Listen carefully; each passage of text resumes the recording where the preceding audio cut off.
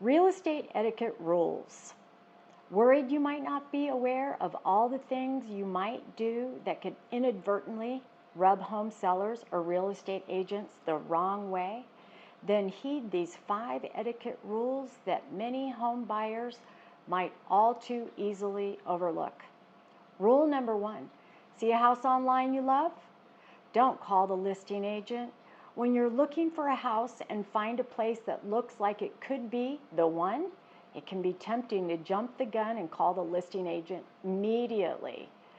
But stop right there. The reason? The proper channels of communication dictate that you should ask your own buyer's agent to reach out to the listing agent, who will, in turn, let the home sellers know of your interest.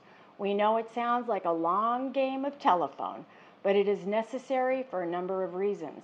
Namely, it means both the buyer and the seller have an agent looking out for their distinct interests, facilitating the deal. You're not going to get a better deal by going directly to the listing agent. They represent the seller and are just trying to get the seller the best price. There is a caveat to this rule. If you are not represented and if you do not have an agent, then feel free to call the seller's agent. But if you are a buyer, you should get an agent and they can best represent your interests. Rule 2, don't ask your agent to show you homes until you sign a buyer-broker agreement. Have you ever asked yourself, if a realtor shows me a house, do I have to use them? Here's the thing, if you're not ready to commit to your real estate agent, you're not ready to get serious about buying a home. Be prepared to sign a buyer-broker agreement so your buyer's agent knows that you're serious and ready to go. From a consumer protection standpoint, it's a very good thing for all involved. A buyer-broker agreement is a legal contract that defines the relationship between the buyer, that's you, and your real estate agent. The agreement is good for both parties since it outlines exactly what services the broker is going to provide. A buyer-broker agreement is also a way to let your real estate agent know that you're committed to working with this pro to find your home. And if the relationship doesn't end up working out, you can always end the agreement and find another agent to work with.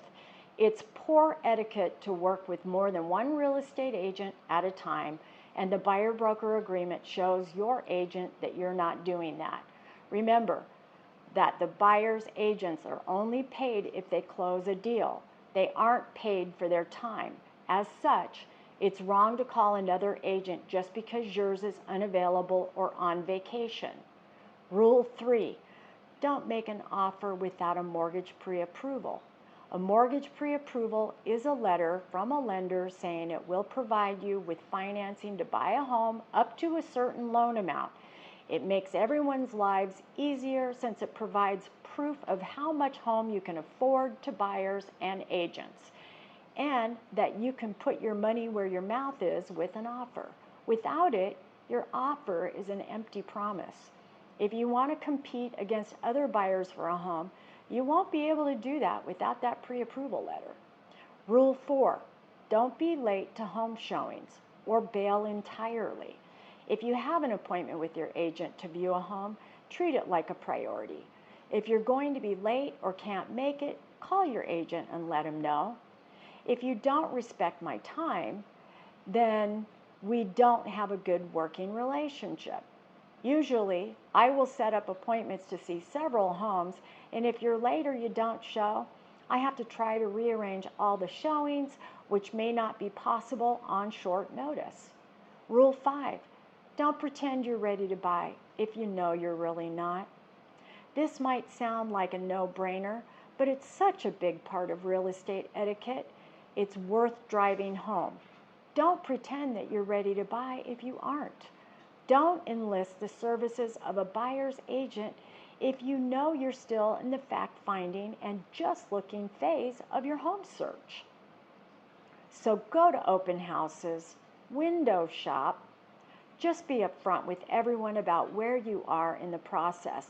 Don't pretend you're ready to buy just because you want to be taken seriously.